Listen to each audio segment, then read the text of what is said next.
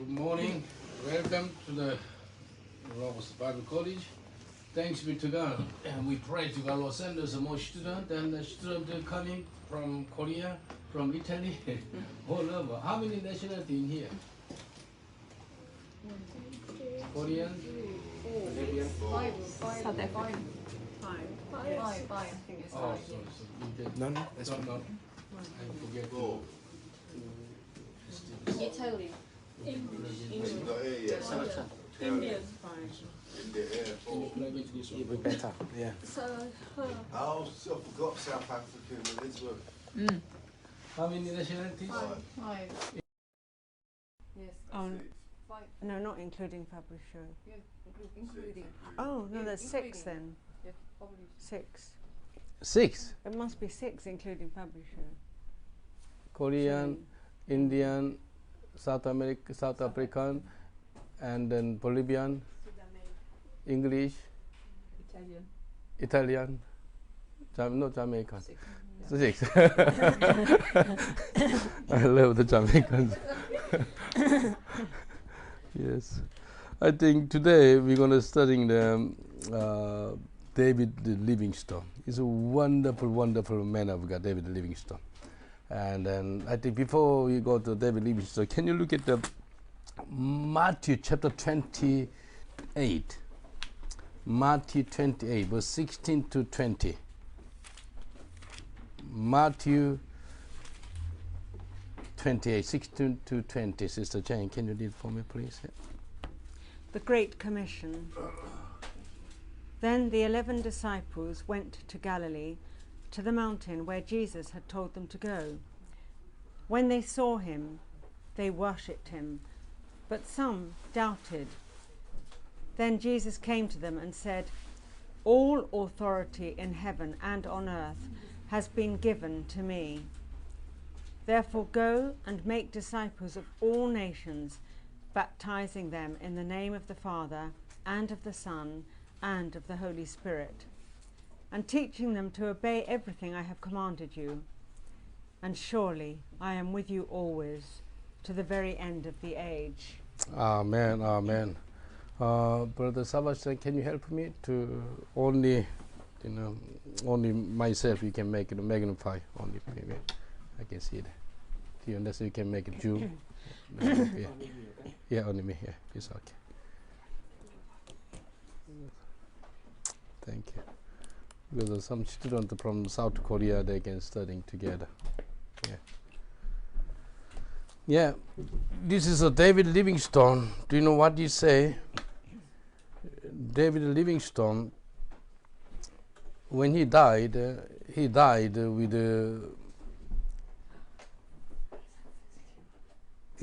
with this scripture. And then when he died, what was happening? He died like this, beside his bed. He kneeled down and then died. When then somebody discovered David Livingstone, they discovered this scripture, Matthew chapter 28, verses 16 to 20. He write down, this is the most famous scripture, Matthew 28, verses 16 to 20. This is a great commission. It's a great commission. I think it's a great commission. Is you must keep it. And then missionary David Livingstone, he died. Thank you very much. And then thanks be to God. And then I think you know the David Livingstone already. But David Livingstone, many behind the story. And then when he was 10, because his father and mother is a very poor family. When he was 10, he was working very hard. Do you know how many hours he's working in the cotton the factory? 16 hours? Almost More. 14 hours, from 6 a.m. to 8 p.m. 10 years old boy working for 14 hours is not easy. And go back home and working very hard. Actually, his father is very interesting. His father is like you and me. His father always give the leaflet. Always, he's like an evangelist. He preached the gospel. And then one day, missionary encouraged all the congregation in the church. He was born in Scotland, And do you know what was happening? The missionary asked all the members of the church, you can give them some special offering for Africa.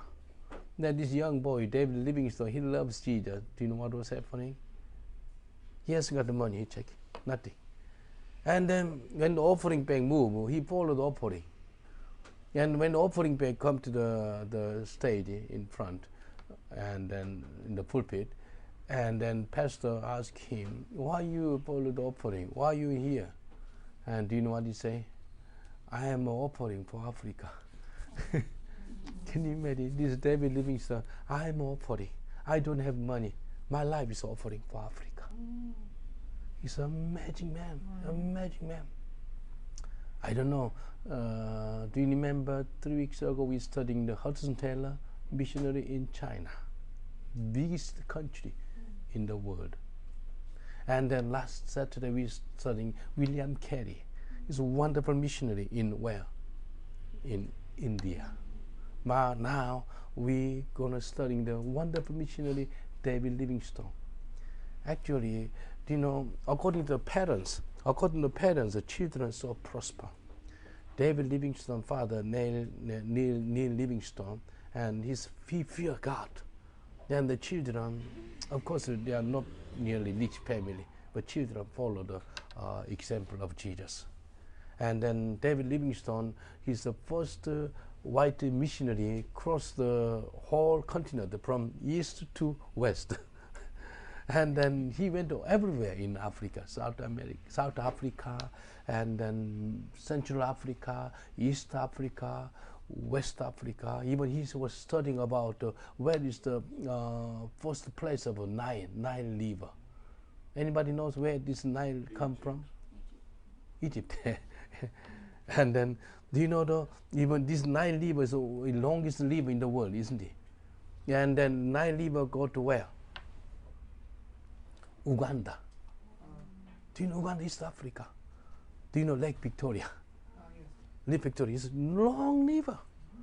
If you cross, if you go to Uganda from Kenya, you can cross the Nile River. Can you imagine? Do you know Egypt over there? Like Egypt is not Africa, isn't it? Yeah, and then Uganda is the west, East Africa. Long journey. But thanks be to God, this man is a white Scottish missionary, yeah, and then he almost died 27 times.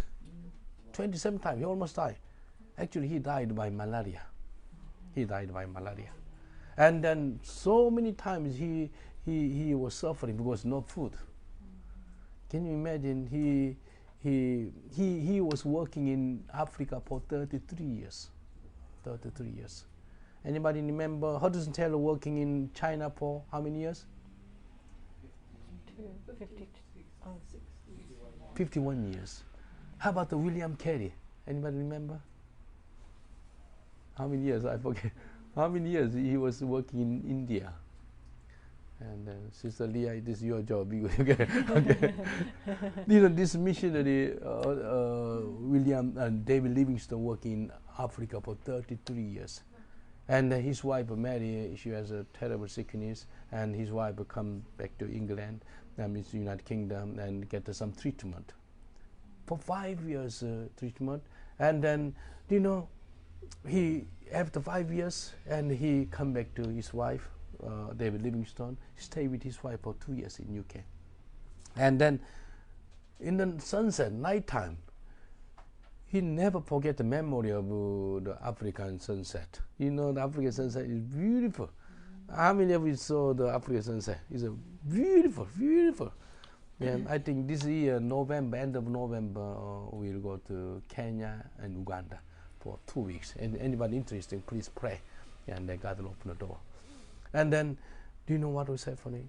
This man, he never forget this sunset. And then, do you know, African very old traditional house. And the nighttime, the smoke come from the chimney or from the old houses, the smoke. And then he remembered that memory. And he encouraged his wife, let you go back to Africa again. if he could not go to Africa, he cannot live in this world properly. And his wife agreed. And what happened when he and his wife arrived in Africa, and soon, and his wife died, get the sickness again. You know, he lost his even 2 children. His wife died in Africa. And then, you know, loyal family, Buckingham Palace, they invite David Livingstone, can you come? And we provide for your house, everything. Please don't stay in there.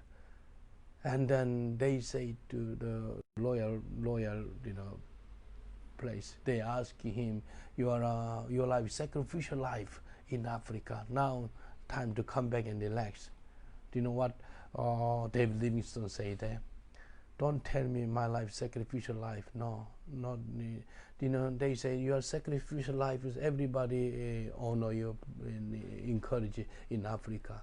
He said, my life is not sacrificial life in Africa. It's a privilege. Do you understand? Privilege to serving Jesus in Africa.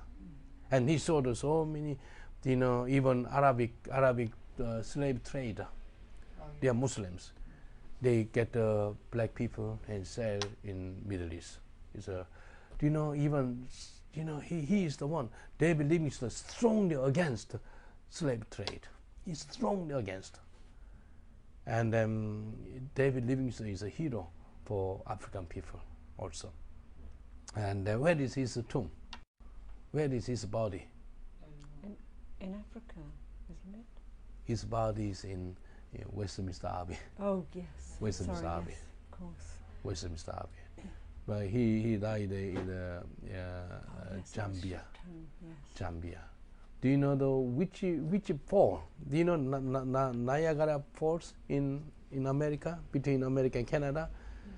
And then twice bigger than this fall. Which fall is it? Victoria. Victoria Fall in Zambia. Yeah. It's Zambia and Zimbabwe. Zimbabwe, Zambia, yeah. Zimbabwe, Zambia, thank you. You know very well. Because I need to learn from you. Thank you. And if you, I think, you know, God gave desire. Brother publisher, pray which month we can go to Italy. We don't want you go there by yourself. We'll go together. Yeah.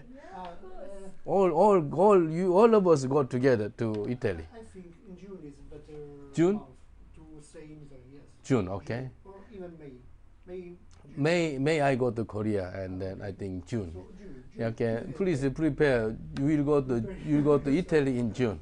Yeah, but I still pray to God. I think, you know, Sister Marcia, Sister Marcia in our church, Sister Marcia told me, why don't go to the New Heaven? Do you know where is the New Heaven? Yeah, I understand. New Heaven is near the seaside, Yes. near the, I think, Bournemouth and then Hastings, and that area is near the seaside. in UK. In UK, okay. New Haven. Do you know where is it? In the south, near the Brighton, that area. Along that coast. Yes. Yeah, the coast there. I think we may, in April, I think she's challenging me. Why don't go that area? Even the Essex is Winchester is in Essex, eh? No? Hampshire, isn't it? That's Wiltshire. It's more west, isn't it? Yes, it's Winchester is a town. Well, south. South, Yes. and then around 1.5 hour journey. Yes. But anyway, I think it's in April journey to go to the near the seaside, and then like the Bournemouth, and then all that area. Okay, I think it's okay. David Livingstone, his tomb is inside the Westminster Abbey, and Stephen Hawking. His tomb is in the Westminster Abbey. He's an atheist. He didn't believe in Jesus. I don't understand why the Church of England they keep their body inside the Westminster Abbey. I know because of the very most famous people they keep inside of the church. But anyway, this I don't agree. Somebody who are born again Christian, they can go to the.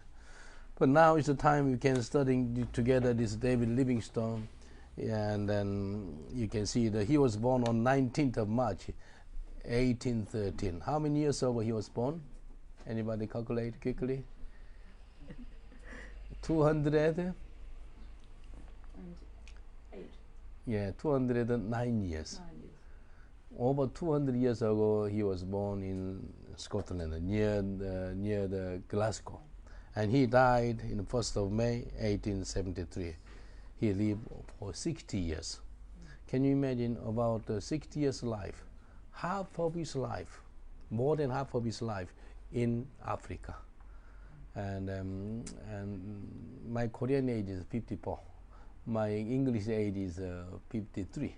Do you know why it's a different Korean age, English age? Count the pregnancy. Yeah. Oh, you know very well. Okay. You told. That's after, first of all. Yeah. That is it's difficult actually. If our mommy conceive Yeah. the baby and then life start. Do you believe that? Yeah. Day one. Yeah. Start. Day one. Yeah. Then the life and I think I live in here almost 30 years now. More than half of my life is in UK. And then anybody knows then I love English people more than Koreans. I love everybody, but I love the English. I love the British. This is a very, very interesting. You know, I love Koreans, of course, as my own people. But as a missionary, I love the people in UK. And you know, I was praying to God, oh God, if you take my life is so precious, yeah, in the eyes of the Lord. And then I asking God, if you take my life, I give my life, and then you give the revival in the United Kingdom, great revival. Do it, please. I say like this. Do you understand? This is my heart. If you use my life and then allow the great revival in UK, and then if you break out the revival today, you know, I don't need to stay in UK anymore. Why? Because my purpose to live in UK, to see the revival. My purpose. Why I live in United Kingdom? To see the great awakening, like the Wales revival, like 19th century, the great revival, like great revival in America. Jonathan Edwards preached the gospel. There's great revival in America. You know, Azusa Street revival, 1906. Azusa Street revival, even Indian revival, and 1907, the Pyongyang revival in North Korea. I'd love to see this kind of revival. Revival means everybody, discover the image of God. Revival means revive, like a rebirth, and they should become like Jesus. You know, people who take the drugs or all kind of things, they need to stop. This man, David Livingstone, actually his life, I was studying, I knew him, and through studying many years. But his lifestyle is very similar like my lifestyle. In Africa, they don't have the electricity 200 years ago. There is no car, nothing. And do you know how many miles he go all over in Africa? 26,000 miles. 26,000 miles in Africa.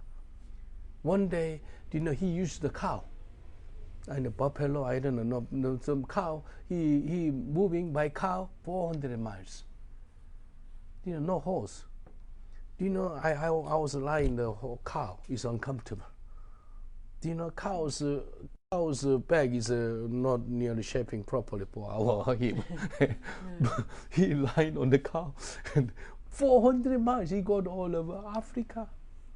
He is an adventure. He is a pioneer to go to Africa to preach the gospel of the Lord Jesus Christ.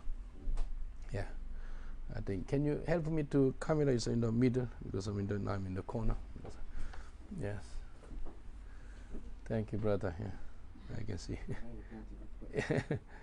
Yeah. Indeed. Yeah. I think we'll finish it after that. We'll do it later. Yeah. This is okay. Thank you, it's better. Yeah. Thank you. In the middle. Yeah. Thank you. And then Sister Jane, can you read it for me? Yeah, please. David Livingstone, 19th of March 1813 to the 1st of May 1873, was a Scottish physician, Congregationalist and pioneer Christian missionary with the London Missionary Society.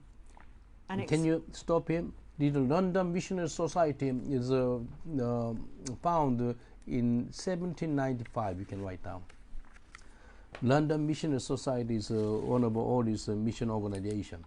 1795 and open. And then this man, he joined this London Missionary Society. Yeah. An explorer in Africa and one of the most popular British heroes of the late 19th century Victorian era.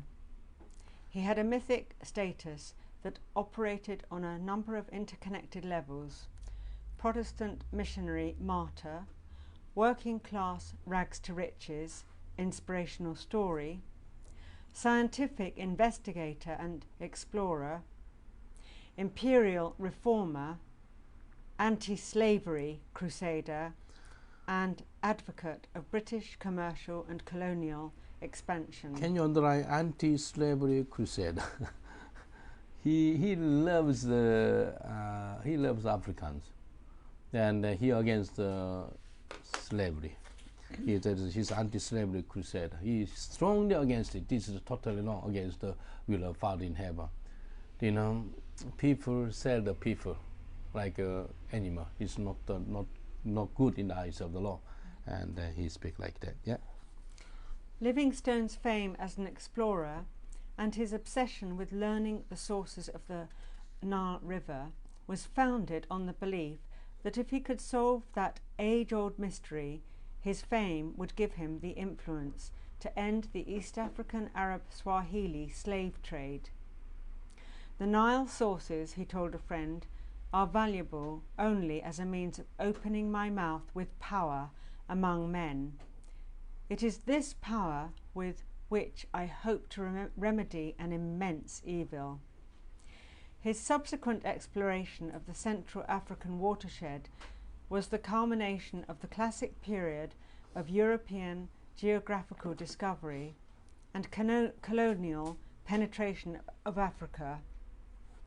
At the same time, his missionary travels, disappearance, and eventual death in Africa, and subsequent glorification as a posthumous national hero in 1874, led to the founding of several major Central African Christian missionary initiatives, carried forward in the era of the European Scramble for Africa. Yeah, thank you.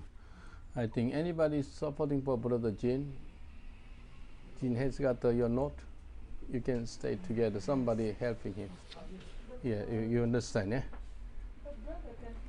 Yeah, you can. Somebody stay together. You have no. Must be very difficult. Okay, yeah. I don't know how he can Thank you. understand any of it. Yeah. Does he understand English? Yeah. Yeah. Please helping him. He need to know where. Sebastian's asking if he understands English. Does he understand English? Oh, Chung. he's not I don't near. know how he can understand any of this. Yeah. We can play in his language. Yeah. Oh, brilliant. Yes. Brilliant. I think brother, you can help him. Brother Daniel, you can help him. Yeah? It's okay. I think Sebastian, you can support him for your mommy. I think so. You can. Thank you.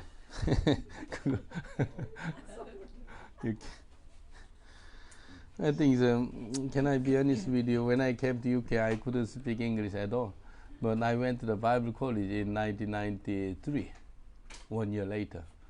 Very hard to understand all the lecturing.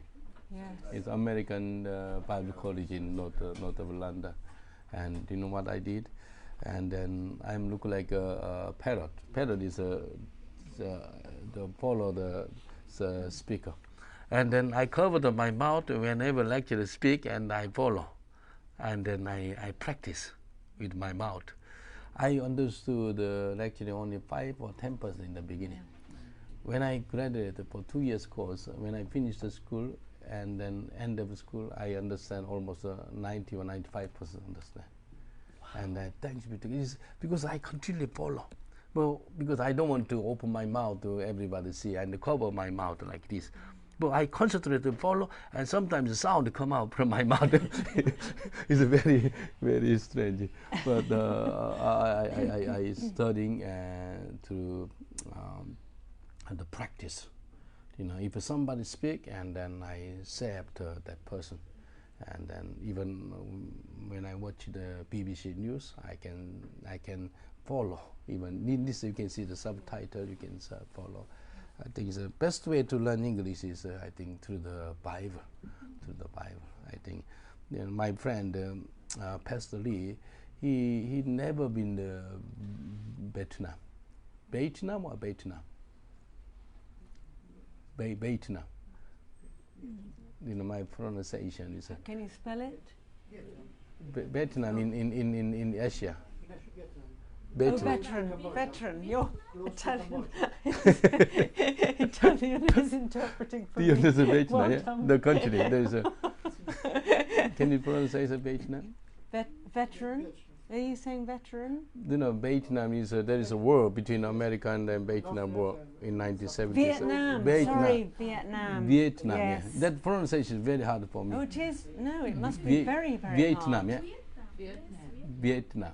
We could- And then Yours is the right pronunciation.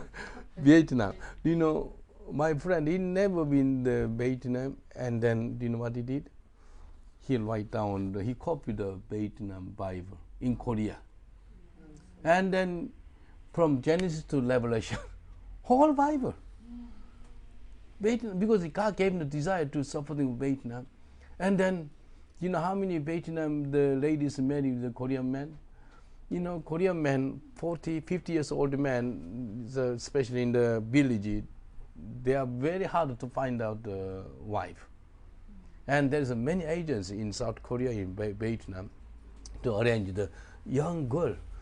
You know, early 20, over 25 years gap, or 30 years gap. These South Korean people, they married the Vietnam woman. Do you know how many couples? 40,000 couples. In Korea, 40,000 couples. And this Korean pastor, he copied the Vietnam Bible, and then he speak, he lead, he preaching.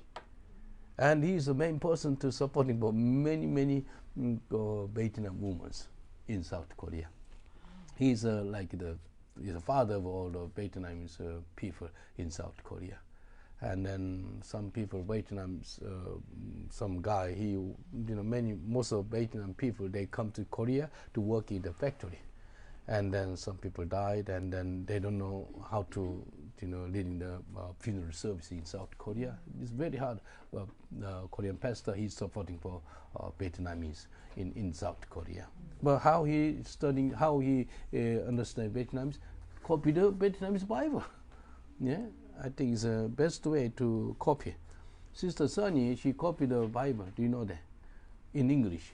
She finished the whole Old Testament. Copy in English, NIV. Over 20 books. Copied the Old Testament. She spent about 5-6 years. And then now she start. Which book is write in New Testament, Sister Lydia, Sister Sunny? Yes. Which book now? In New Testament. Yeah? Sister Sunny copied the Bible, yeah? Which book? 신약을 다 했구나. 신약을. Sorry, how long take time to finish the New Testament? How long take time? She said a few years. But now, okay, I forget. She started to write down from Genesis. Now she write down the Leviticus now. In English. She copied the Bible. I think it's the best way to learn English. Copy the Bible and then read the Bible in English. I think your English improve. Yeah. Can I say something, Pastor Yeah. Paul? When I came in Christ, I used to pray in my language, and those people don't understand my language. So like, and I don't know how to pray in English because I was very new believer. Yeah. It's very, very hard for Yeah. me. I just used to pray for one sentence or two sentences, Yeah. and that's it. And then I feel like, okay, I need to pray.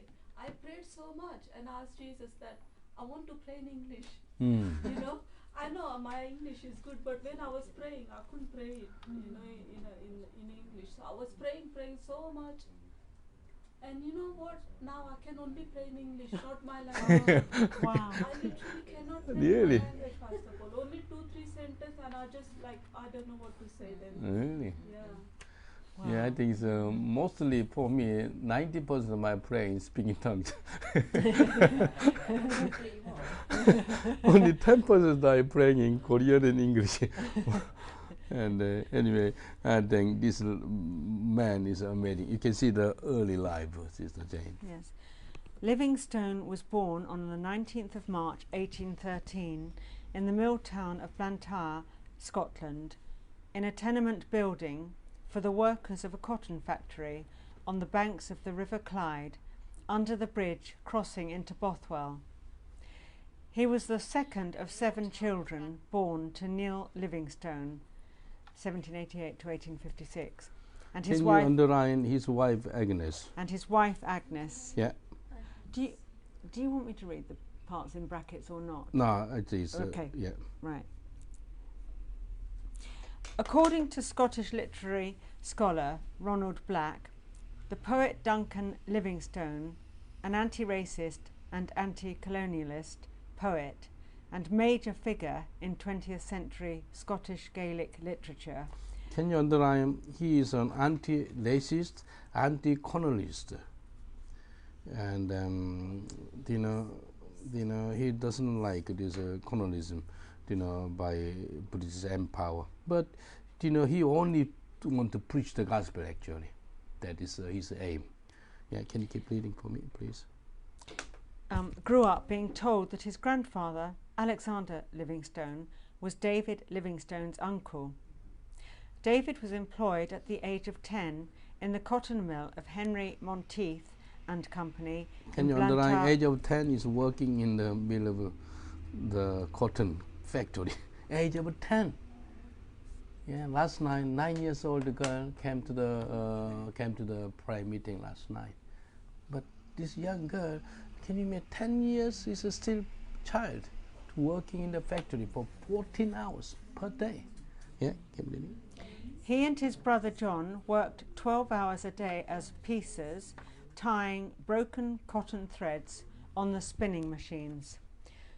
Nile Livingstone was a Sunday school teacher and teetotaler who handed out Christian tracts on his travels as a door-to-door tea salesman. Can you underline the name Livingstone? His father's, you can see the father's life. Sunday school teacher, teetotaler, and then he's a handout the Christian tracts. This is very important. Do you know, over 200 years ago, his father, David Livingstone's father, hand out the leaflet. And then, your children, did you tell your husband I hand out the leaflet in front of the station? What you're doing? This is not a simple job. This is a great blessing job for your children and children's. Yeah, keep reading it. He read books on theology, travel, and missionary enterprises extensively. This rubbed off on the young David, who became an avid reader. But he also loved scouring through the countryside for animal, plant, and geological specimens in local limestone quarries. Neil feared that science books were undermining Christianity and attempted to force his son to read nothing but theology. But David's deep interest in nature and science led him to investigate the relationship between religion and science. Can you underline David's deep interest in the nature and science? because in Africa it's full beautiful nature, and he can understand the science, investigate the relations between the religion and science. Yeah. In 1832, he read Philosophy of a Future State, written by Thomas Dick, and he found the rationale that he needed to reconcile faith and science. And, apart from the Bible, this book was perhaps his greatest philosophical influence. Can I ask a question? Is a scientist discover some wonderful things? Do you think a proper scientist, when they discover something, to against the God, or they discover God? What is your answer? If a scientist deep understand their study, do you think they become atheist, or they against the Almighty God, or they believe in Jesus? Discover God. They discover God. Very simple. Galileo Galilei believed a lot in Jesus, and after his discovery, he wrote the nature book, Il libro della natura, the book of nature,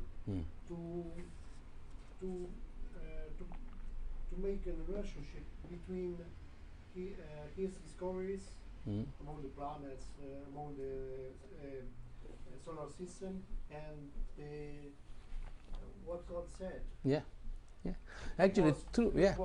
He became blind. He Yeah. was, despite it, because he was watching the sun always. Yeah. And at the end, he was a fervent Yeah. Christian. But the True. Catholic Church condemned him because he wanted to approach the Protestant movement. Yeah.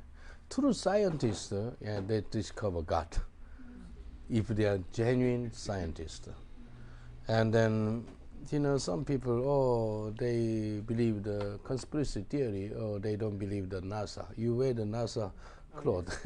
Where did you get this cloth? The flat earth theory, this kind of people who believe the earth is flat, who believe this theory, they're against the NASA. They're against the basic scientists. Basic, scientist things. Basic things. They don't believe. NASA made, conspiracy theory, and then all these things. The earth is not, the circle is a flat. These kind of things. They don't believe that these scientists. They don't believe. There's the main problem. I believe that there is air. Yeah, scientists discover there's air. The water, H2O, is water. Is I don't know how to make the water, H2O. I forget, H2O. Yeah, but and then the scientists supporting for the Bible, scientists supporting for the theology, scientists supporting for Almighty God. Did you understand? Proper scientists, but those who are not proper scientists, they are against the God. Yeah, and can you give me? Pastor Paul, could it be that maybe God revealed his mysteries to these scientifics, or to the science, to the people that work around science? Yeah. But could it be some sort of distortion, because everything has to be evidence-based Yeah. to how they work? Yeah. And could that as well, obviously there's a whole thing between faith is obviously having the certainty that you can't see but it's there. Yeah. But with science, everything has to be, okay, well, we've done this research, we've done all these different experiments Yeah. over a short period of time or a long period of time, and this is the outcome. Especially now as technology has evolved, Yeah. Yeah. everything has to be done through R ratings, through different all type of relationship with differences. Yeah. What's the discrepancy now of science and faith? Why is it there's so much division? Actually, if we have the faith, do you believe that when Joshua say to the sun, stand still? Do you believe that? Yes. Do you believe that when King Hezekiah, he get extra 15 years life, yeah? And what God did for sign? He stopped the clock No. Sundial. Oh, okay. The sun What's the move back 10 degree move back. Yeah. And do you know what scientists did? Scientists discovered something. Sun not working properly 2 times in the history of the world. They couldn't understand when. They go to the year, and then Joshua time. Joshua time, Joshua look at the sun. Sun, stay there, stand still, and fight against enemies. Can you imagine? Scientists discover, and then the evidence about what Bible say. Do you understand? Yeah. Bible already it is tell us a history, and then scientists 2 times in the history of the world the sun is not moving properly. Actually, the earth is moving. Actually, scientists discover that Bible is the truth.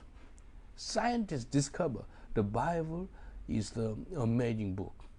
Actually, there is no new under the sun. There is no new under the sun.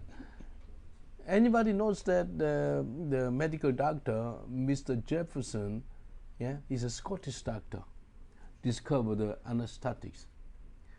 Where the Bible speak about anesthetics? Bible never said that there is anesthetics. No. Anybody know there's some scripture? There's no pain. No pain. The bones come out from bone. Do you know bone? Come out from the When chest. when Eve was Yeah. created. Yeah. No pain. Yeah. And Mr. Jefferson, a Scottish doctor, over 100 years ago, and then he is a born again Christian, wonderful Christian. When you meditate the book of Genesis, when God moved the bone, the leaves from Adam to make Eve, did Adam screaming because he lose the one bone and cry? No, he He was sleep. sleeping. Yeah. He's sleeping. He sleep very well, and then God move it, and he discovered anesthetics. Can you imagine? There's no new under the sun. You see, therefore, I think true artists, true scientists, true musicians, they will honor God. They will worship God through their professional job. How many understand what I'm talking about there?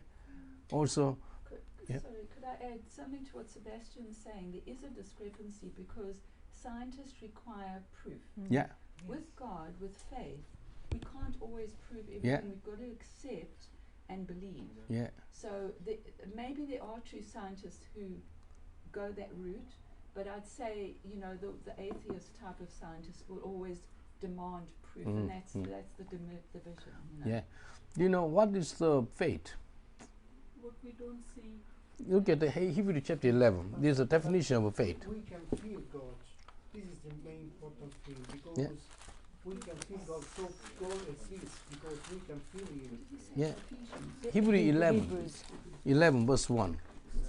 Hebrew chapter 11 verse 1 say, now faith is being sure of what you hope for and certain of what you do not see. Yes. Yeah. Can you see? What's this? Behold, I am doing a new thing. What is this? A mug. A Mug. mug. A cup. Mug. Cup, yeah.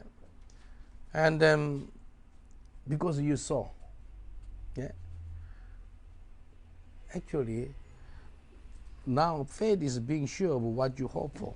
How many of you believe that one day we'll stay in heaven? Yeah. Do you have a faith? There is heaven and hell. Yeah. Yes. Do you believe that one day you'll stay in heaven and be with the Lord Jesus and with Almighty God and worshiping God day and night? Do you believe that? There's not night actually, all the daytime. Yes.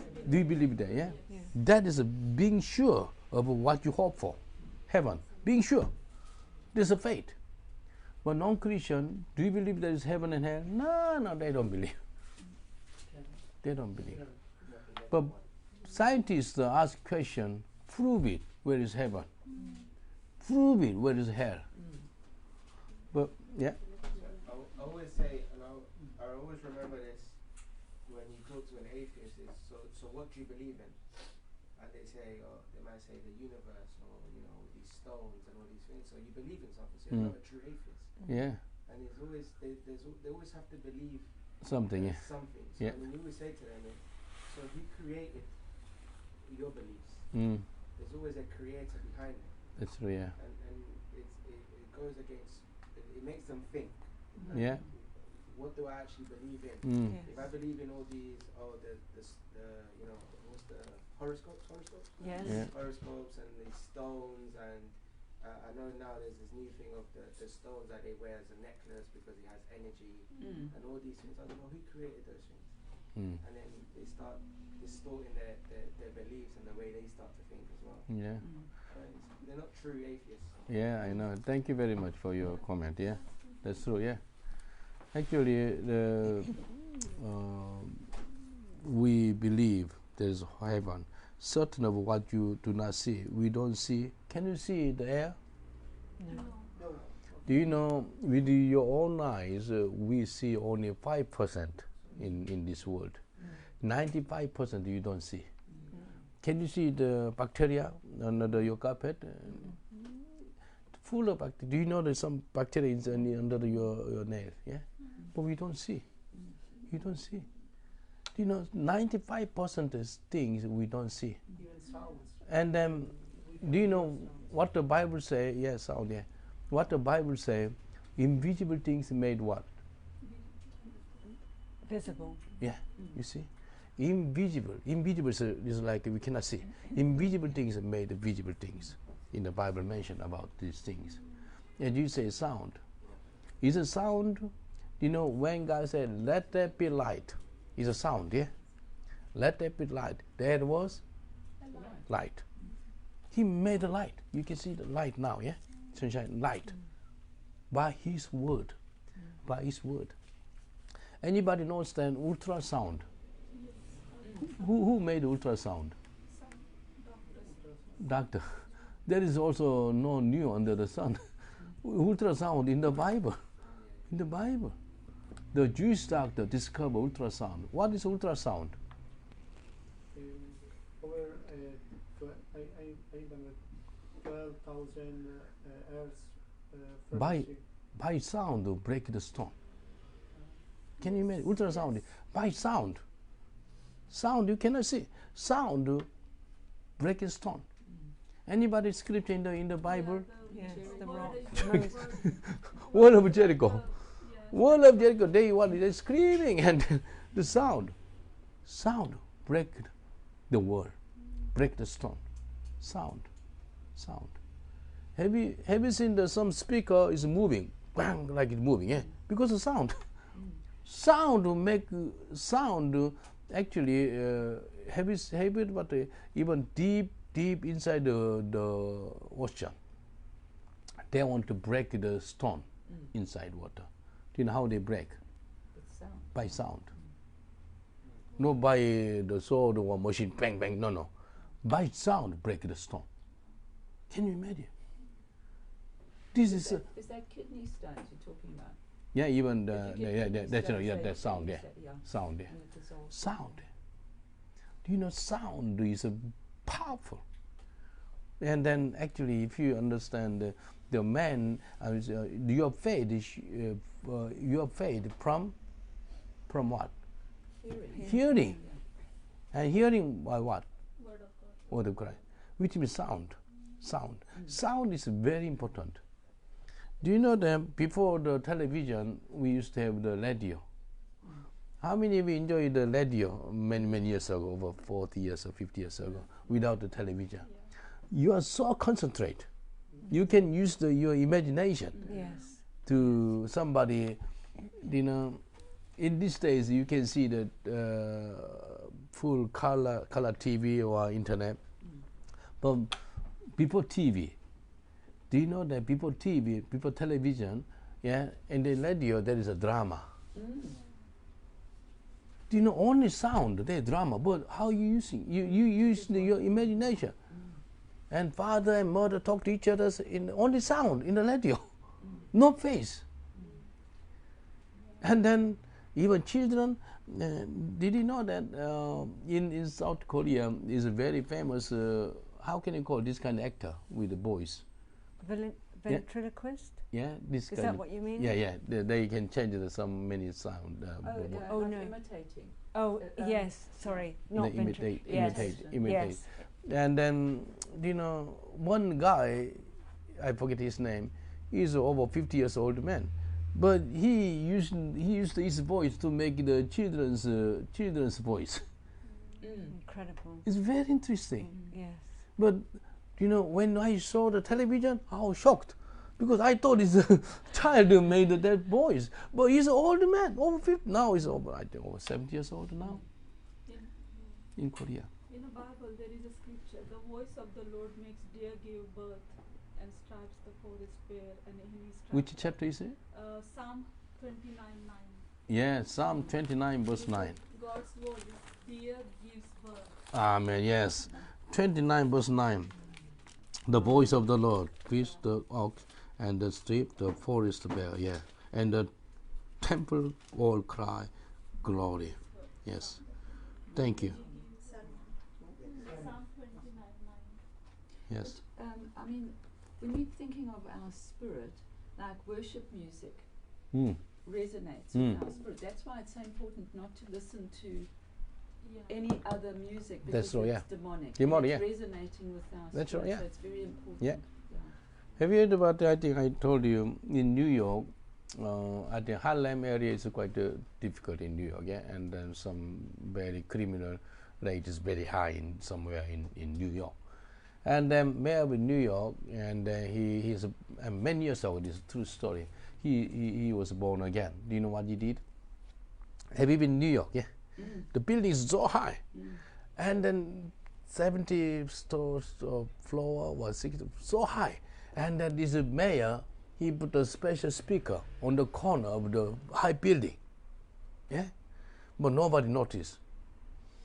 And then turn on the praise worship music on the top of the building, over of the building, but nobody can hear because it's so high.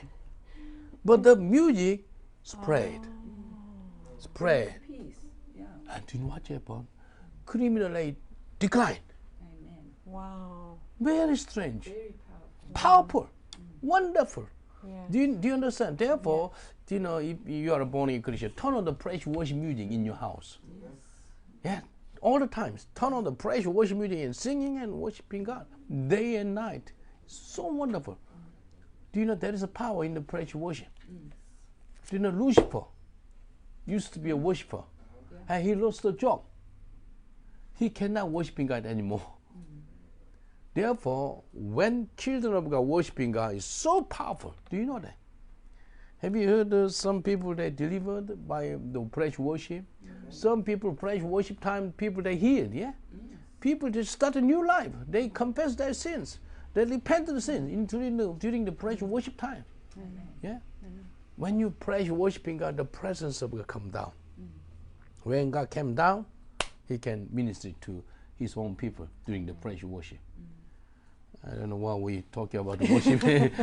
It's about the sound. About the sound. Can you read for me, Jane, please? Other significant influences in his early life was Thomas Burke, a Blantyre evangelist, and David Hogg, his Sunday school teacher. At age 15, David left the Church of Scotland for a local Congregational church. Can you underline? Age 15, he, main church in Scotland, Church of Scotland, yeah, and for his local Congregational church. Yeah. Influenced by preachers like Ralph Wardlaw, who denied predestinarian limitations on salvation. Influenced by revivalist teachings in the United States. Livingstone entirely accepted the proposition put by Charles Finney. Can you underline Charles Finney? Have you heard about Charles Finney? No. Wonderful revivalist in America with D.L. Moody. Yeah. Professor of theology at Oberlin College, Ohio, that the Holy Spirit is open to all who ask it. For Livingstone, this meant a release from the fear of eternal damnation. Livingstone's reading of missionary Carl Gutzlaff's appeal to the churches of Britain and America on behalf of China enabled him to persuade his father that medical study could advance religious ends. Can you understand Karl Gustav? Actually, Karl Gustav, he came to Korea also. And then wonderful, this Karl Gustav is a missionary in China. And then actually, this man, David Livingstone, he get influenced by Gustav. He wanted to be a missionary in China, actually. And then you can keep reading for me. Livingstone's experiences in H. Monteith Blantyre cotton mill were also important from ages 10 to 26, first as a piecer and later as a spinner. This monotonous work was necessary to support his impoverished family, but it taught him persistence, endurance, and a natural empathy with all who labour. Can you underline? Taught him persistence, endurance, and natural empathy, and all who labour. Is a persistence, endurance is very, very important. Yeah. As expressed by lines that he used to hum from the egalitarian Rabbi Burns song, "When man to man the world o'er shall brothers be for all that." Okay. Education. Yeah. Livingstone attended Blantyre Village School, along with a few other mill children, with the endurance to do so despite their 14-hour workday. How many hours? 14 hours, from 6 a.m. to 8 p.m. Oh. You know, even you're older to even you are already grown-up man and woman. If you're working for 14 hours, you must be very tired. Especially it's a factory. Yes. It's not easy job. No. Yeah. Having a family with a strong ongoing commitment to study reinforced his education. After reading the appeal by Gustav for medical missionaries for China in 1834. Can you underline Gustav for medical missionary for China in 1834? You know, if you love somebody and then you recognize that person and they will be your mentor, and you want to become like that person. You know, Brother Jin, his father and mother knows me. They told him, "Pastor Paul, you are our mentor," and then even I'm their mentor for his family and himself. And then he came here to studying the word of the Lord and then to be a missionary. Well done, you are the youngest missionary. And praise God. God bless you. Yeah. Keep reading. Yeah. He began reading the appeal by Gustav for medical missionaries for China. China in 1834, yeah.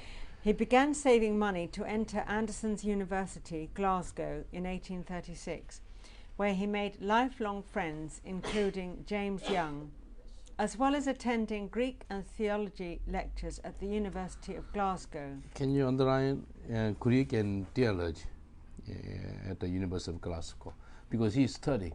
Do you know, William Carey, same thing, he's studying very hard, even very, very hard. You know, he didn't good qualification in UK. He was a shoemaker, and you know, but he's studying. He's studying. This man also studying, and then he become like a medical doctor. Yeah, can you read? To enter medical school, he required some knowledge of Latin. He was tutored by a local Roman Catholic man, Daniel Gallagher.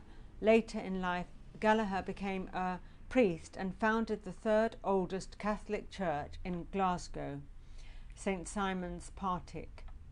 In addition to his other studies, he attended divinity lectures by Wardlaw, a leader at this time of vigorous anti-slavery campaigning in the city. Can you underline anti-slavery campaign in the city? You can see them, and about this already before he go to Africa, he can see about anti-slavery. You know, I think to meet with the right people is very important. To meet the right people in right time, and your life change. You know how this man, the publisher, came to England. Do you know? This example. Do you understand? It's wonderful, wonderful. You know, I thank God for his life. Yeah. Education. Oh no. Sorry. Shortly after, he applied to join the London Missionary Society and was accepted subject to missionary training. He was a student at the Charing Cross Hospital Medical School in 1838. Can you to underline 40. Charing Cross Hospital Medication School in the 3 years course?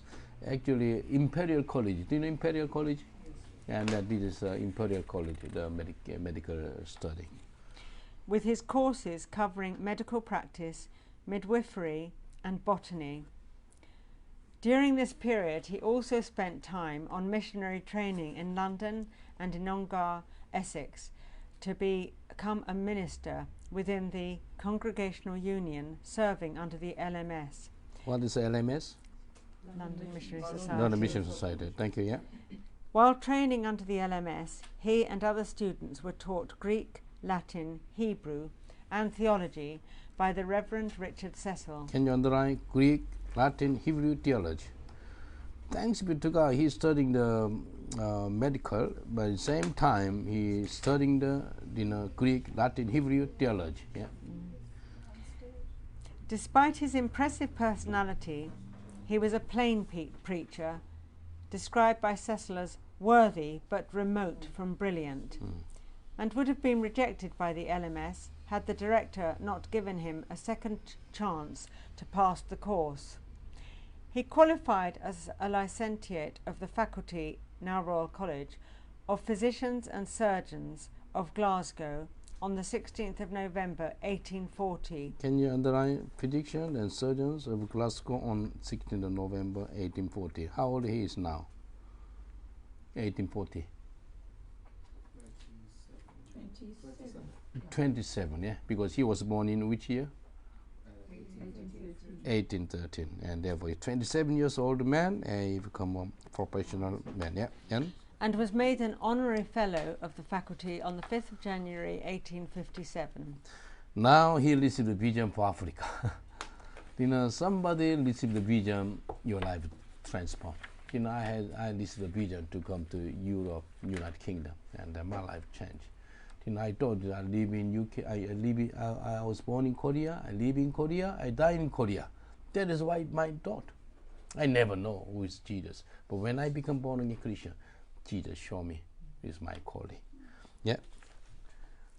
Livingstone hoped to go to China as a missionary, but the First Opium War broke out in September 1839, and the LMS suggested the West Indies instead. Can you underline the Livingstone? He hoped to go to China as a missionary, but the Opium War in September 1839 he couldn't go. Because of the war, our life changed also. Do you know now Ukraine war? Now many, over 1 million people came out from Ukraine, and many people lifestyle change. Actually, when I look at the war, I look at the war with about the history of Israel.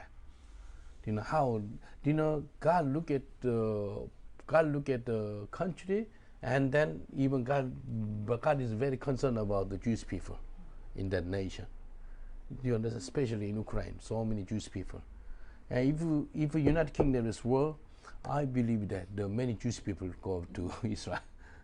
Do you understand? I never pray to God, Lord, bring the war in UK. No, this is not my prayer. My prayer, before anything happening in all of the world, let Jewish people go back to Israel. Do you believe that? Yeah. Yes. This is already Old Testament prophecy.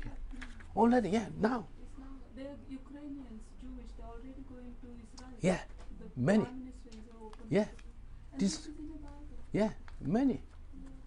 Thank you. In 1840, while continuing his medical studies in London, Livingstone met LMS missionary Robert Moffat. Can you underline Robert Moffat? Actually, this is the most famous African missionary. Yeah. Moffat, he married, David Livingstone married with his daughter. Oh, yeah. Robert Moffat is a father-in-law of David Livingstone. I think it's to marry with somebody is very important also. And then he's a wonderful missionary in Africa, Robert Moffat. His daughter married with David Livingstone. And then you'll see. Can you keep reading it? On leave from Kuruman, a missionary outpost in South Africa, north of the Orange River, he was Have you been the where is the Kuruman? Kuruman.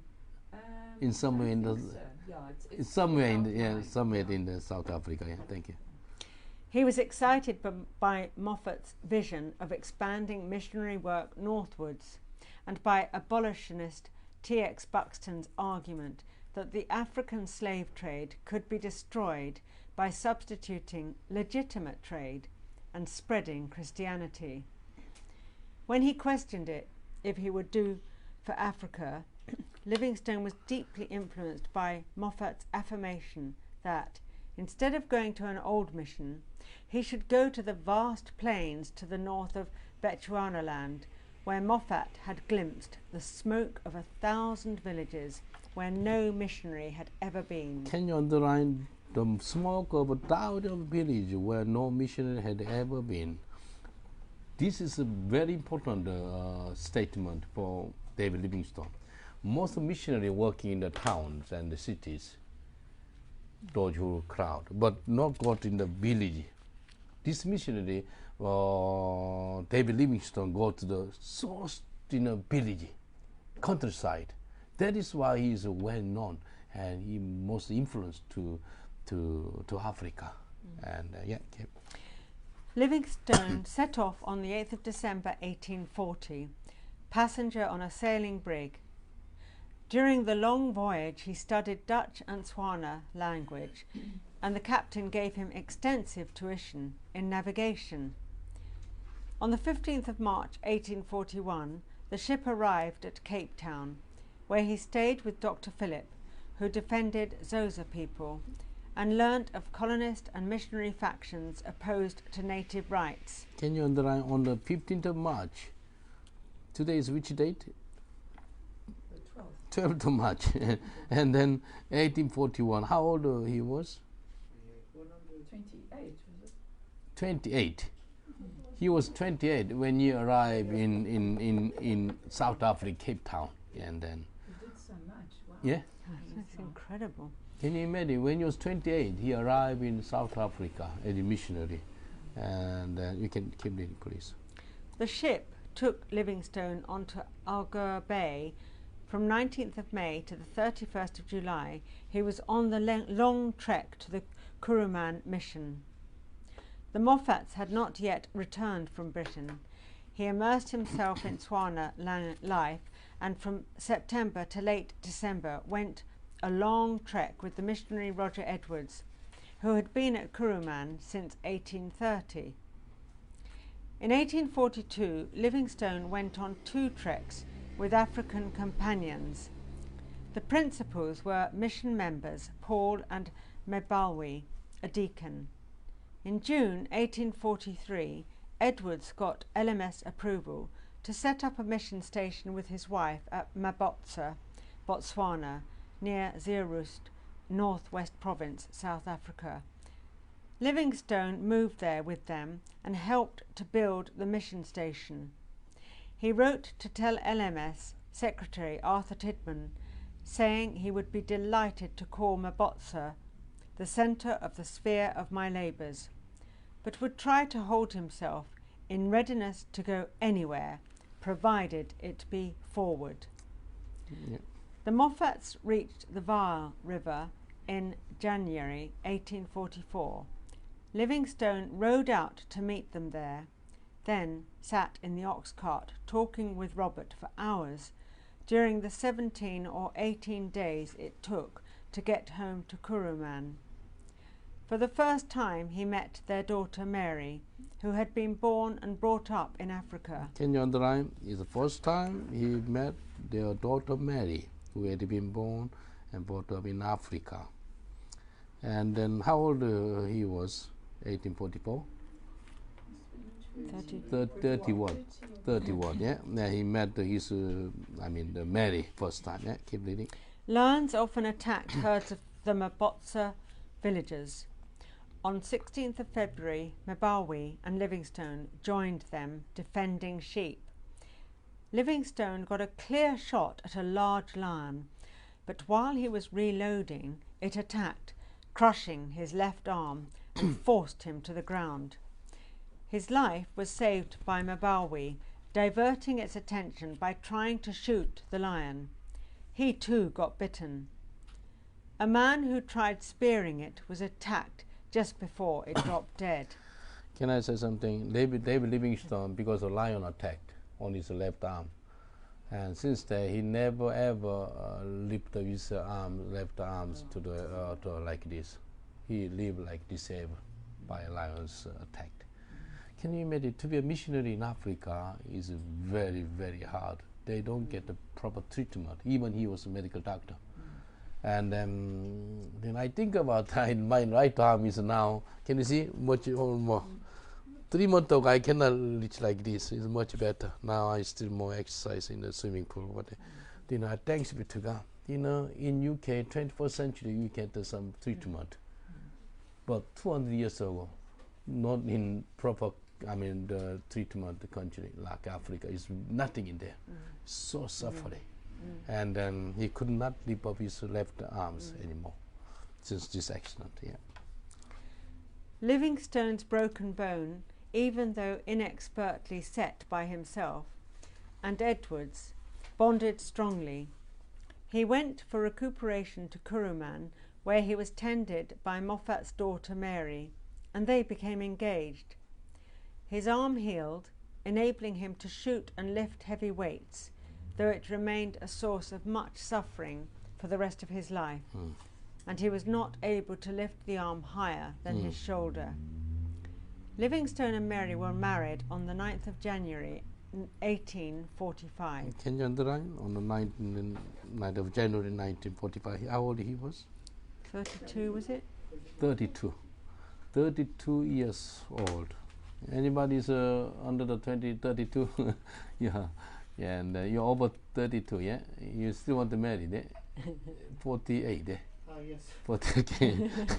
We pray for you. You may marry the wonderful missionary, okay? Exploration of Southern and Central Africa.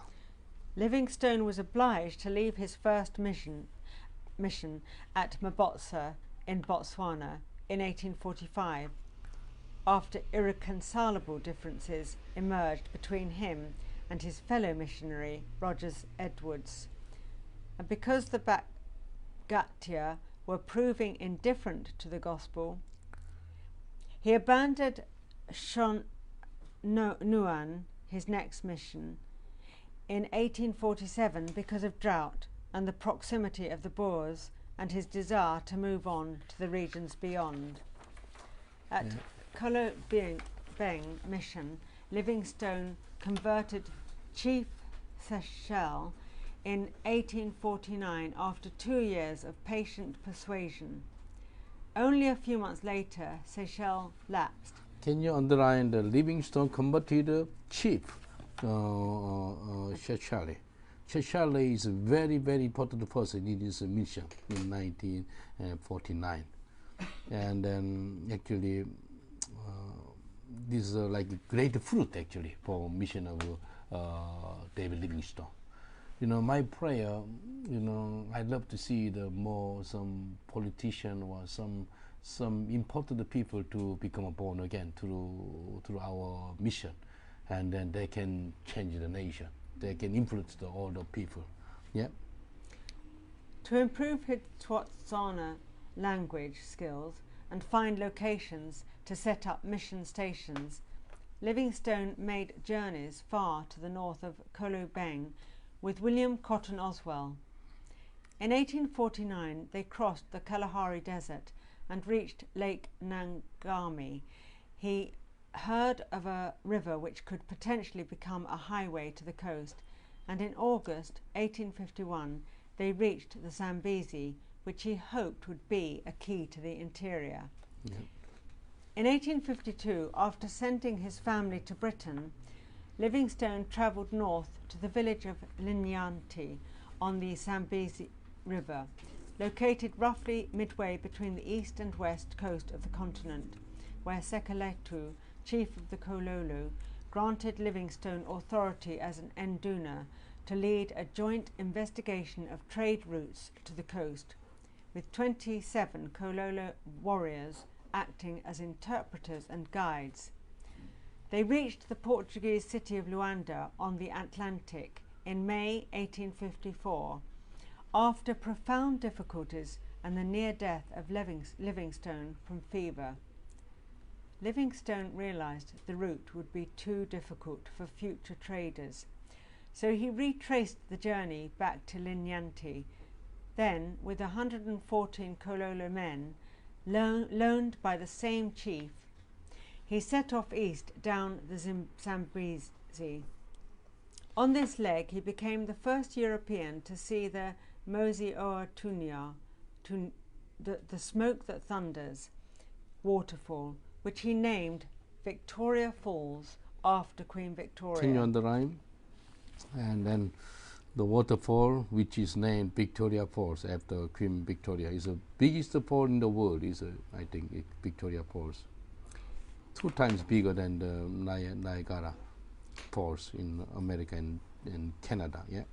Eventually, he successfully reached Quelimane on the Indian Ocean, having mapped most of the course of the Zambezi River.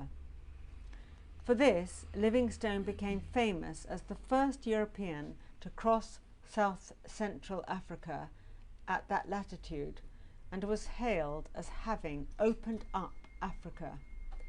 But there was already a long-established trans-regional network of trade routes. Portuguese traders had penetrated to the middle of the continent from both sides.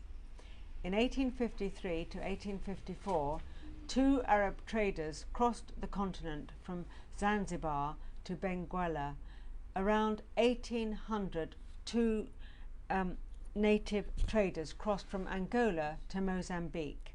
Can you see that there's some tension between the Portuguese traders and the Arabic traders, and then even European traders, and then come and then get the people, African people, to move to Middle East, to move to Europe, all these things. But this man, David Livingstone, strongly against the slave trade. And you can read it for me, please.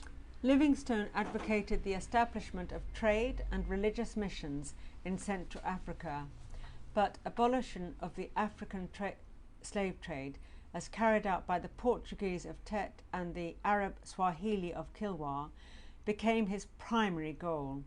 His motto, now inscribed on his statue at Victoria Falls, was Christianity, commerce and civilization. Can you underline? His motto is Christianity, commerce and civilization. People live in the darkness, but he wanted helping the people to become a born-again Christian. Yeah. A combination that he hoped would form an alternative to the slave trade and impart dignity to the Africans in the eyes of Europeans. He believed that the key to achieving these goals was the navigation of the Zambezi River as a Christian commercial highway into the interior. Can you underline? And this goal was the navigation of the Zambezi River as a Christian commercial highway into the interior. And then, he discovered 2 things, Victoria Falls and Zambezi River. These 2 things is like the mission like the tools and mission, the base ground there. Author and companion. He returned to Britain in December 1856. How old he was? 43. 43, and he come to 43, yeah. His work as a geographer was recognized by the Royal Geographical Society. Can you underline? He was working as a geographer, was recognized by the Royal Geographical Society, yeah. Which presented him with their gold medal. Encouraged by the London Missionary Society, he wrote up his journal, but unconventionally had his missionary travels published in 1857 by John Murray, making it a best-selling travelogue. The book included his field science and exceptionally sympathetic descriptions of African people. Can you underline? And the book is a best-selling travel books. And then about his field science and expectationally sympathy described the African people. Yes, You know, I like around that time, 200 years ago, nobody write down about village of Africa, condition of Africa. But this man write down, and that is a best-selling book. Yeah.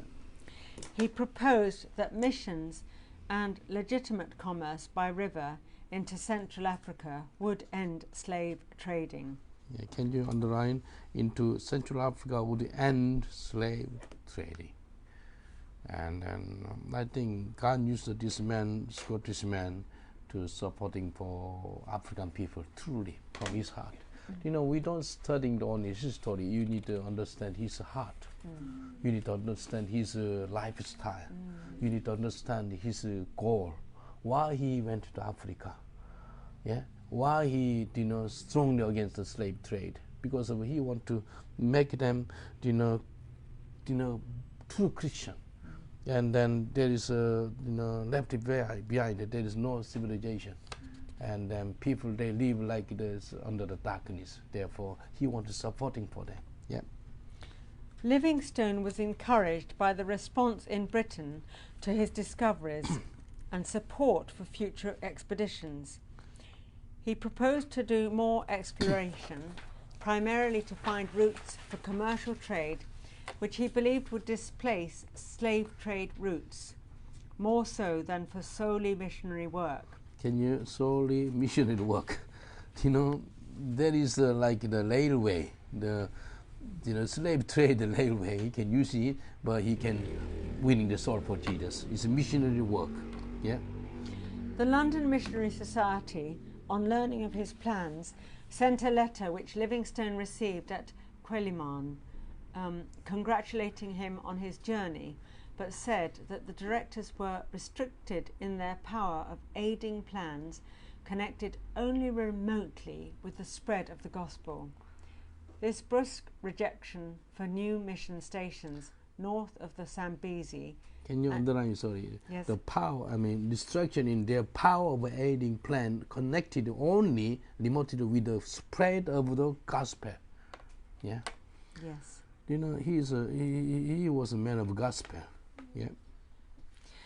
And his wider object of opening the interior for trade via the Zambezi was not enough to make him resign from the LMS at once. When Roderick Murchison, president of the Royal Geographical Society, put him in touch with the Foreign Secretary, Livingstone said nothing to the LMS directors, even when his leadership of a government expedition to the Zambezi seemed increasingly likely to be funded by the Exchequer. "I am not yet fairly on with the government," he told a friend, "but am nearly quite off with the Society, LMS." Livingstone resigned from the London Missionary Society in 1857. Can you underline? He resigned from the LMS in 1857. How old he was? 44. Yeah, 44. Thank you. Yeah. And in May of that year, he was appointed as Her Majesty's Consul with a roving commission extending through Mozambique to the areas west of it. In February 1858, his area of jurisdiction was stipulated to be the eastern coast of Africa and the independent districts in the interior. While he negotiated with the government for his new position as consul, the LMS thought that he would return to Africa with their mission to the Kololo in Barotseland, which Livingstone had promoted. That mission eventually suffered deaths from malaria of a missionary, his wife, a second missionary's wife, and 3 children. Can you underline? The mission eventually suffered death from malaria of missionary, his wife and the second missionary wife, and 3 children. It's difficult. And you can see how God is working in his life, and God promote him, God using him, but suffering come into his life. It's difficult. when he lost his wife and 3 children. Yeah. Livingstone had suffered over 30 attacks during his previous journey. Can you underline 30 attacks? Sometimes 27, almost 30 times. Is almost go to heaven. Yeah. But had understated his suffering and overstated the quality of the land they would find. And the missionaries set out for the marshy region with wholly inadequate supplies of quinine. Biographer Tim Gill considered this episode a major failing for Livingstone and indicative of a pattern of putting his goals and career above the lives of those around him. Livingstone was now a celebrity, in great demand as a public speaker, and was elected to the Royal Society. He gained public backing for his plans and raised finances for his next expedition by public subscription, as well as £5,000 from the government to investigate the potential for British trade via the Zambezi. I think 5,000 is a pound from government fund. I don't know how much is it now. Maybe half a million pound, something like that. Is in that time, 200 years ago. This big amount of money. Yeah. Yeah. Zambezi expedition. In December 1857, the Foreign Office proposed a huge expedition. Livingstone had envisaged another solo journey with African helpers. In January 1858, he agreed to lead a second Zambezi expedition with 6 specialist officers, hurriedly recruited in the UK. The prefabricated Iron River steamer, Mar Robert, was quickly built in portable sections and loaded onto the Colonial Office steamer, Pearl, which took them out on its way to Ceylon. They left on the 10th of March. At Freetown, collected 12 crew seafarers to man the river steamer, and reached the Zambezi on the 14th of May. The plan was for both ships to take them up the river to establish bases, but it turned out to be completely impassable to boats past the Kahora Bassa Rapids, a series of cataracts and rapids that Livingstone had failed to explore on his earlier travels. Pearl offloaded their supplies on an island about 40 miles, 64 kilometres, upstream. From there, Mar Robert had to make repeated slow journeys, getting hauled across shoals. The riverbanks were a war zone, with Portuguese soldiers and their slaves fighting the Chikunda slave hunters at Matakenya, Mariano, but both sides accepted the expedition as friends. The experts stuck at Shupanga could not make the intended progress, and there were disagreements. Artist Thomas Baines was dismissed from the expedition. Others on the expedition became the first to reach Lake Nyasa, and they explored it in a 4-oared gig. In 1861, the Colonial Office provided a new wooden paddle survey vessel, Pioneer, which took the university's mission to Central Africa, UMCA, led by Bishop Charles Mackenzie, up the Shah River to found a new mission. Livingstone raised funds for a replacement river steamer, Lake Nyasa, specially designed to sail on Lake Nyasa. It was shipped out in sections, contrary to his request, with a mission party including Mary Livingstone, and arrived in 1862. Can you underline? Mission party including Mary Livingstone, his wife, and then arrived in 1862. The Pioneer was delayed getting down to the coast to meet them, and there were further delays after it was found that the bishop had died.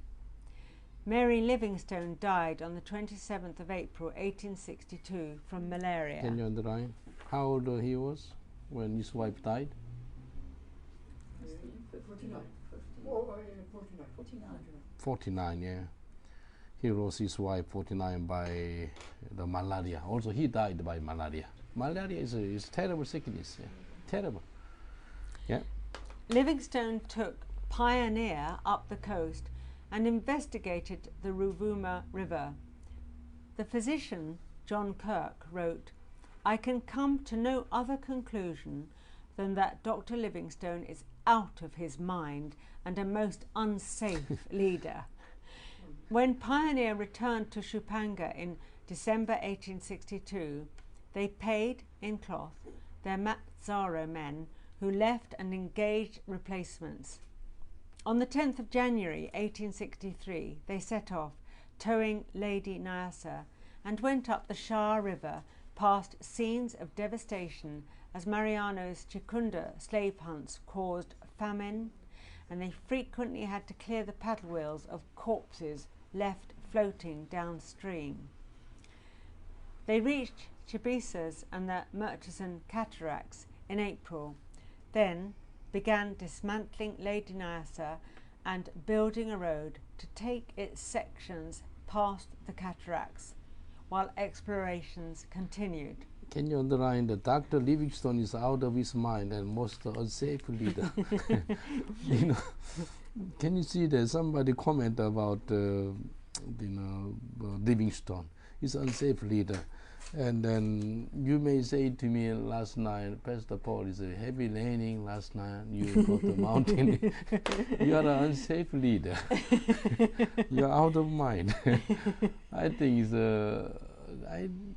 for me, I not give up. Thank you so much. He's a brother publisher. He was not well this morning. Because I received a text message, you may visit Italy. Because when he was not well. You prayed well. Your praise worked. Yeah, I was praying that God heal him, and then please don't try to run away from here. Okay? If he's sick, you think about your home in Italy. If you're not well in UK, think about your hometown. When I came to UK, I was so sick. Even I became a pastor, and all the bills for the church, our congregation didn't give the proper offering and the tithe and offering. And who is the charge? I'm the one to pay, and I get minus £60,000 debt. I have the 10 years ministry in our church, and I was thinking about, oh God, help me. I may go back to Korea. I love to go back to Korea, because I don't want to suffering in UK. Why I'm suffering? Because to be a missionary, I had full of that, and then God rebuked me actually. You are so selfish, man. Can you imagine? God spoke to me. You are so selfish, man. Because of money, you run away from your mission call, mission place. You run away from your calling, and then I was crying. Do you know what I say? If you are in my position, how do you feel? I was suffering. If I in my position, how do you feel? I was crying more. And then the mercy of the Lord come upon me. God knows. If I have a pain, His pain is more bigger, more painful. Do you know that? If I cry, do you think God is so happy? No, He's crying too. Do you understand? Yeah. If I'm happy, God is so happy. Do you know that? Because I'm His son. I'm His child. Do you know your children are so happy? Yeah. How do you feel? You angry? Do you know why are you happy? Do you know? Did you enjoy the shower today? Yeah, absolutely. Yes, really. Actually, I cried a bit because I was happy. Yes, I stay with you, all of you. Can you imagine? He enjoy and the shower, he cry, and then he appreciate even shower. In Italy, you take a shower easily. You don't appreciate it because you have a shower room, but you don't have the shower room in here. Yes. And then he paid the price and then I'll take it to go again. You can swimming together. Yes, yeah. It's so wonderful. Wonderful, yeah. Yeah, absolutely. £45. Another place is they charge £40. He tried to pay yesterday, some other gym. It's not working. Yes. It's no swimming pool in there, yeah? Yes. No swimming. But here, same price. It's swimming pool and then you know, jacuzzi and then steam room, and there's much better condition. And then I think you can relax. Preach the gospel in swimming pool. Yeah? And the sauna. So okay. Where is that, Pastor Paul? Yeah, Holiday Inn. Oh, there. Holiday, yes, yeah, yes, there. And then I go there over 3-4 years now. I think I'm 3-4 times I'm swimming and then exercise. You know, I think I need to look after my body. Yes, And then yes. you know, Yes. It's brilliant. yeah, I think. Way too much. I think swimming is the best you know, exercise and sport, and then I thanks be to God. And then you appreciate, you know, in the beginning, last night so freezing cold, and then you know he say my hometown in Italy more colder than here, but now he said I'm okay, but now God make you humble. When I saw the text message, he almost flying today. One day mission in UK, fly back to Italy. To stay in bed or to have a normal day. Instead, I'm fine. So Yes. normal day now. I think please supporting for him.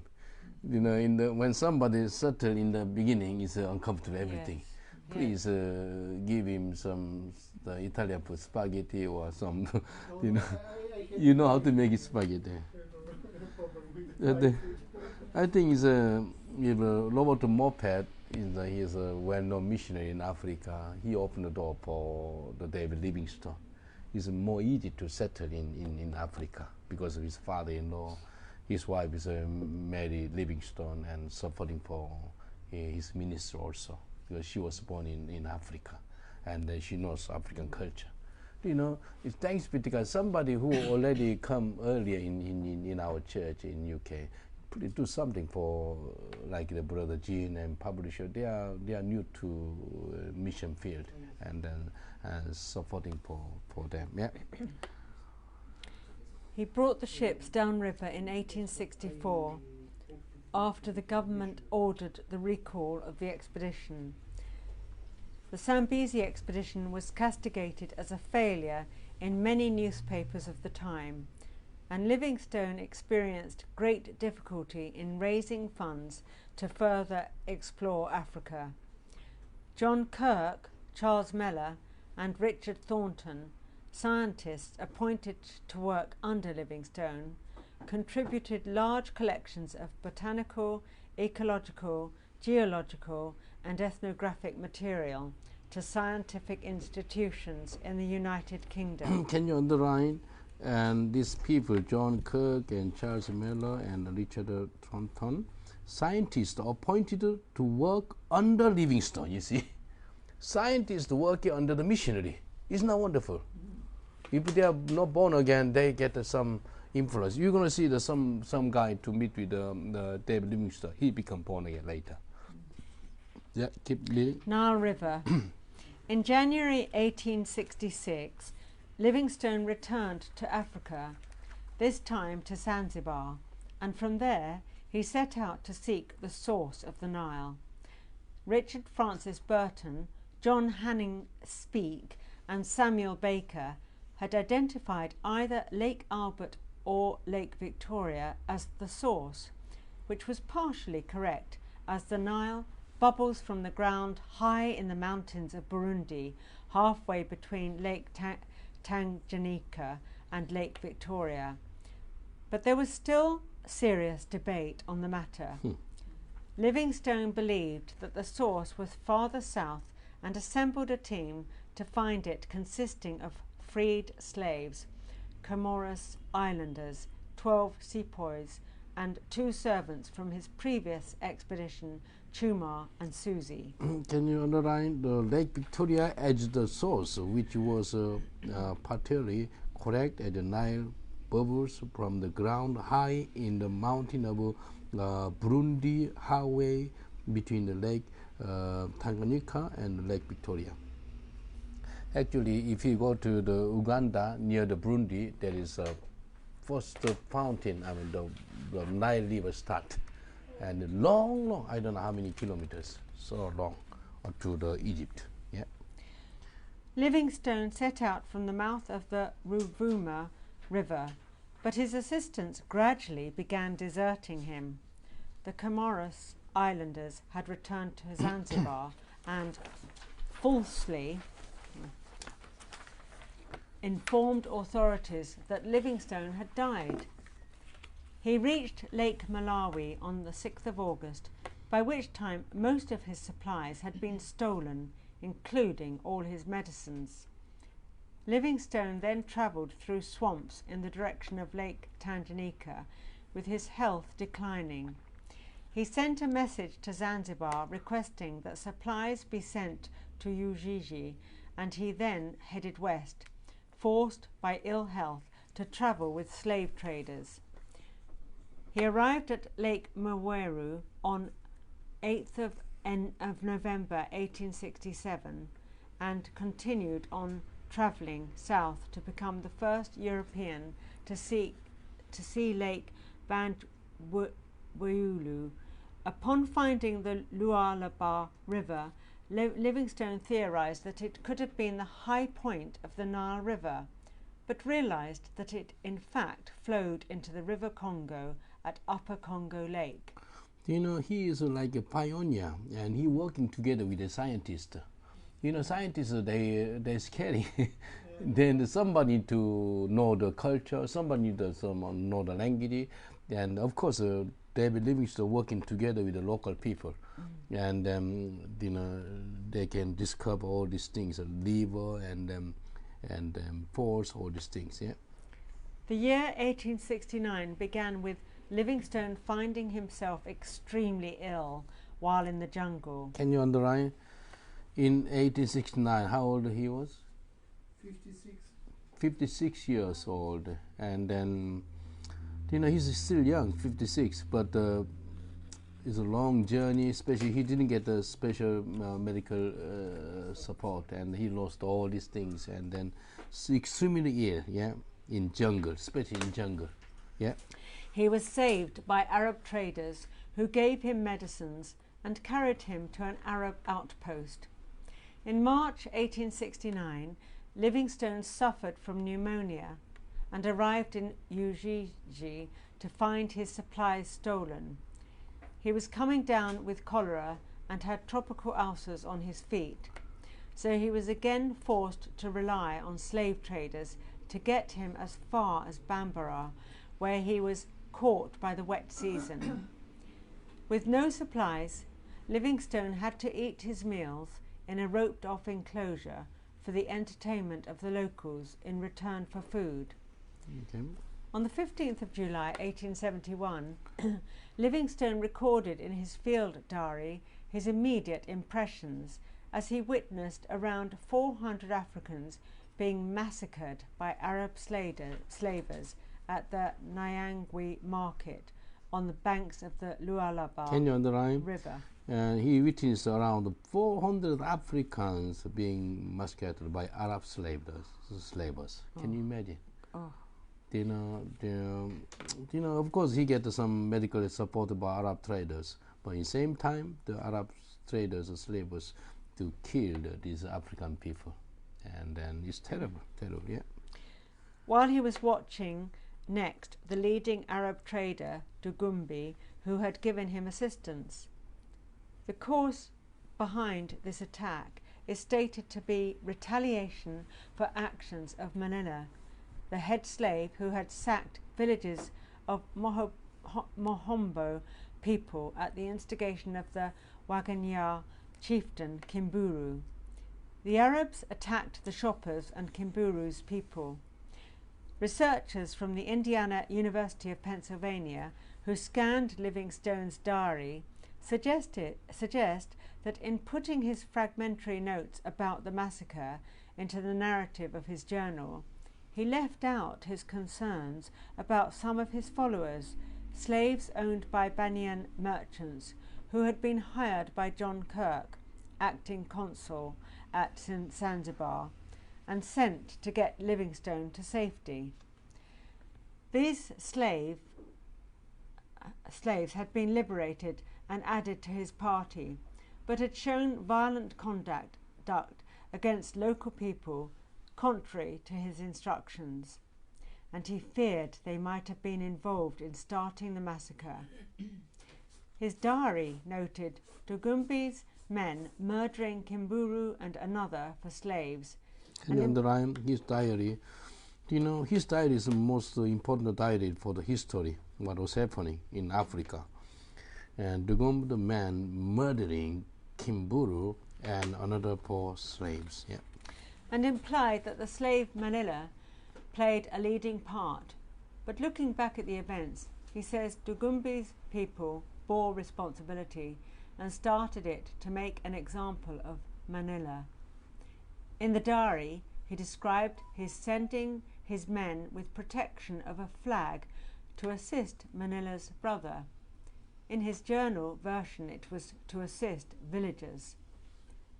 The version edited by Waller in the last journals, published in 1874, left out the context of Livingstone's earlier comments about Kirk and bad behaviour of the hard Banyan men, and omitted the villagers' earlier violent resistance to Arab slavers, so it portrayed the villagers as passive victims.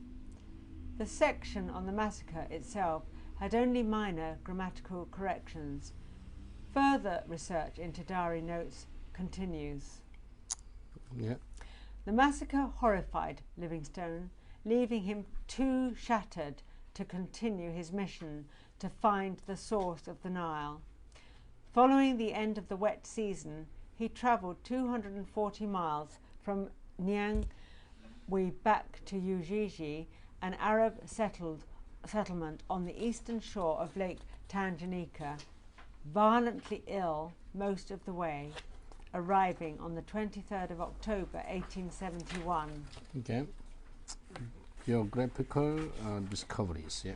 Livingstone was wrong about the Nile, but he identified numerous geographical features for Western science, such as Lake Ngami, Lake Malawi, and Lake Bangweulu. In addition to Victoria Falls, mentioned above, he filled in details at Lake Tanganyika, Lake Mawuru, and the course of many rivers, especially the upper Zambezi, and his observations enabled large regions to be mapped which previously had been blank. Even so, the farthest north he reached was the north end of Lake Tanganyika, still south of the equator, and he did not penetrate the rainforest of the River Congo any further downstream than Ntangwe near Misisi.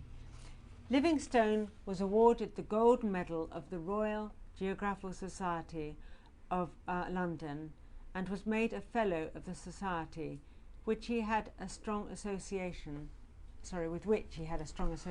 for the rest of his life. Thank you. I think you can finish. And any comment about David Livingstone? I think you're going to see the more after the lunch about he meet with Stanley, and then this man is an officer from United Kingdom, and then governors, and then he was non-Christian. We were studying about this man, and then he is so suffering. Around 30 times he's attacked. And then I think to preach the gospel, automatically suffering follow. Did you understand? Yeah? How many times you been attacked? 30 times. 30 times. 30. For me, I almost died for 13 times. I almost 30. 13 times almost died to go. 30 times. 30 times. This man is 30 times attacked by enemy, but for me, by local people, in African local people, and even trader, all these people, so hard. Yes. And he saw some massacres, all these things. Yes. It's difficult in that time. Yeah. And if you look at the 1 Timothy. Can I just say I'm very sorry for my pronunciation. Sometimes No, it you're must be doing well. completely not right, but I didn't know whether to stop. But, I mean, you should have, some of those known places you should have been reading, but some of them. Yeah, sorry, 2 Timothy chapter 1 verse 8. 2 Timothy chapter 1 verse 8 says, "So do not ashamed to testify about our Lord, or ashamed of me, he is a prisoner, but join with me in suffering for the gospel by the power of God." Paul encouraged the Timothy, can you join with me about what? In suffering for the gospel. You know, thank you so much for you guys join with me in suffering in Stoke-on-Trent. And even last night, we pray on the mountain, and then all your clothes wet, eh? Yeah, your clothes is dry already, or Yes. my clothes is wet and my shoes are wet, and we was praying on the mountain. Even I use the umbrella, but these ladies, they are very bold, and then Sister Rosa, and then praying, and then I think it's, to preach the gospel, and you can see that some suffering will come, but we don't scaring of suffering. We don't really afraid of suffering. We it's okay. We can glorify God. Yes, I think yeah. Just for me, it's like, this is difficult. Yeah. I mean, he was studying, and his life was just one of suffering. Yeah. But it's the power of God. Amen. He Amen. could Yeah. never have done it without God. That's right. Yeah. Of course. Yeah. Amen. Yeah. So, and God, even though he was suffering, while he, even in his suffering and his disability or thing, Yeah. he couldn't do things, God was using him. Amen. He was a vessel. Yeah. Amen. Amen. So, that's the thing. Yeah. Even if we're crawling, Yeah. God can still use That's right. Amen. vessels, Yeah. I believe so. Yeah. So Thanks it's be to not God. easy. Yeah. No. Even I think Brother Sebastian asked question about the faith and the scientists. Can you see the faithful servant, David Livingstone? He working together with the scientists in Africa. I think it's a very good example. Yes. I think it's my prayer, more scientists to come to our church, and then they prove it. Jesus is a living God. Prove it. Jesus is still same yesterday, today, and forever. I think, I don't know what his name. Armstrong. He went to the moon. Yes. And what you say? Anybody know? There must be a God. Yeah. Concept, When he landing the moon, he said there must be a God. Yeah? He recognized that there is God. The Bible say in the book of Psalms say, the poor say there is No God. no God. Foolish people, they don't recognize that there is no Jesus. But thanks be to God. Because of Jesus, yeah, we meet together.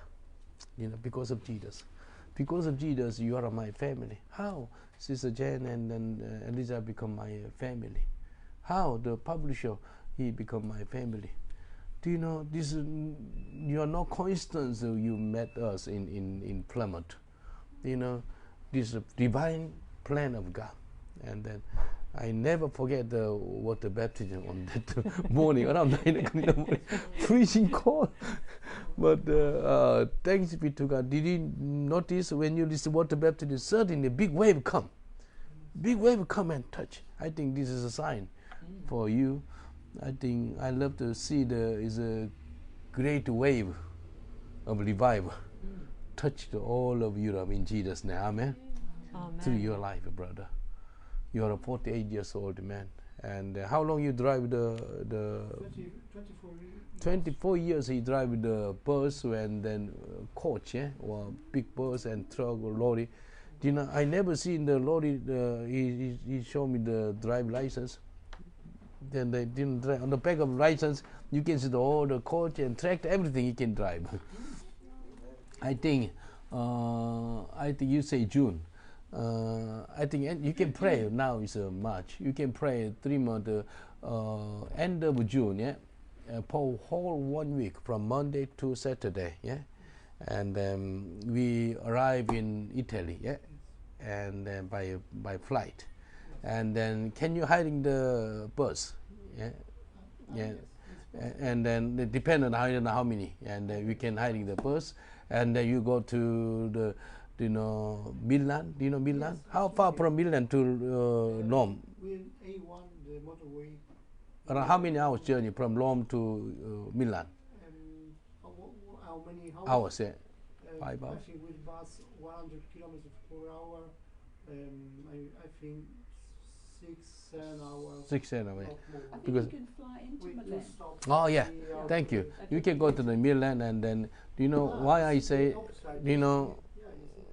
Many years ago, I used to drive our minibus, 12-seat minibus, very old one, over 20 years old one. Do you know we went to see the preaching gospel in Switzerland, and then do you know Evian, the mountain Evian? Do you know Evian water? Oh yeah, Avian. Oh, okay. Evian, the mount. You can see the mountain, and we saw the mountain there. We preached the gospel in that area, and then we go to the Alps. Do you know Alps? The Alps. Alp mountain. And our minibus is very old minibus. During the creep, and the engine stop. Engine stop, and then you know Alps is a very high mountain, very cold, -degree. We saw the snow, and everybody said to me, Pastor Paul, we don't want to die in the middle of the mountain, and because our minibus is stuck and broke down. And then I don't know what should we do, and we pray because there is nobody in there in the middle of the mountain. We touch the engine, we pray, and the engine cooled down for 5 hours. Everybody's because of we didn't have a proper jacket in the middle of the mountain. 4 hours later, our engine started again. And then we drive all the mountain and we go to Milan, and we preach the gospel in Milan. And then I think Italians, when Italians talk to each other, it look like they're fighting. You know, very interesting. Italians, they talk to each other, look like they're fighting. Yes, again. They carry. Even Koreans are very similar. When they talk, it's like fighting. And then we preach the gospel in Milan, and then I think we prepare from now on in end of June, from Monday to Saturday. I think you can prepare to preach the gospel in, I think, Switzerland and Italy, at least 2 countries. Yeah. Why not July July? we love to invite I think July we're gonna have some meeting of in the mountain prayer mountain festival, and yeah, people. I love to invite all the people from all over the world, and if you know anybody, please invite all of them, and then they can sleep in our church. And the 25 people coming from Korea sleep in the church. 10 people sleep in here. 1,000 people turn up. Yeah. Yeah. I think this man missionary. I think what is a comment by his friend about he's not the safely No, leader. he's not a good leader, yeah. What is Insane. physician John Crick wrote, I can come to no other conclusion than that Dr. David Livingstone is out of his mind and most unsafe leader.